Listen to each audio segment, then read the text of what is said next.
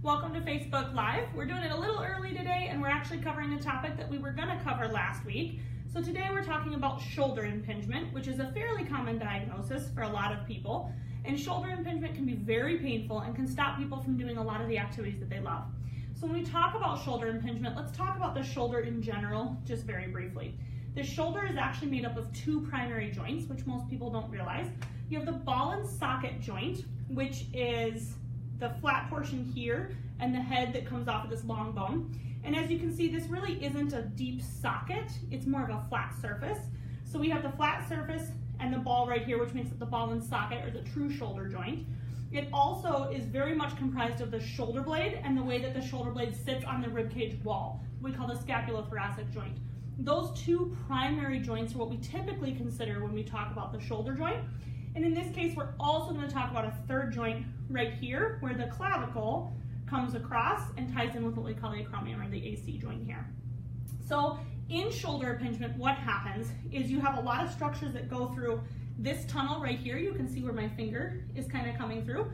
You have muscles, you have ligaments, you have muscles that come up through here, come across and attach.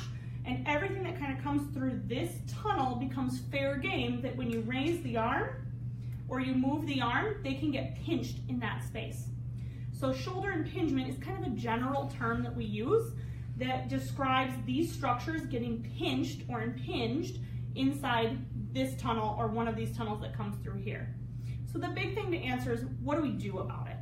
The biggest thing that we need to do is, number one, we need to calm down inflammation in the area for the tissues that come through here. But number two, we need to work on shoulder mechanics. So let's go back to the couple joints that make this up. The ball and the socket, if you picture kind of ball and socket, like I said, you can see that this socket is not very deep. Think of it more like a shelf with a ball that kind of sits on it. If we change the shoulder blade position, we can actually change the centration or the position of the ball in the socket. So this shoulder blade to rib cage attachment is very important. If we can get that into proper position, we can actually, if you can kind of visually see, if I pull this down and back and I anchor it to the rib wall, which is where it should live, I actually open some space right here. On the contrary, if I'm living with really poor posture and that shoulder blade comes forward on that rib cage wall, if you can kind of picture, that rotates all of this forward, it closes down this tunnel, and we're more likely to pinch the structures that go through here. So to change mechanics, we want to make sure that we have the shoulder blade sitting on the rib cage in the proper position. That allows us to open up as much space through the tunnel as we can, as well as what we call functionally centrate the ball, so we get the ball into the middle center portion of that joint. And when that happens, then when we go to lift the arm, there's space and there's freedom for those tissues to move and glide. So again, if we have a ball and socket, if it stays in the center of its joint because the joint's in the proper position, when I move, there's nothing getting caught in here. If I have that shoulder blade in a poor position and I try to lift the arm, you can kind of visually see where that would get stuck into the top.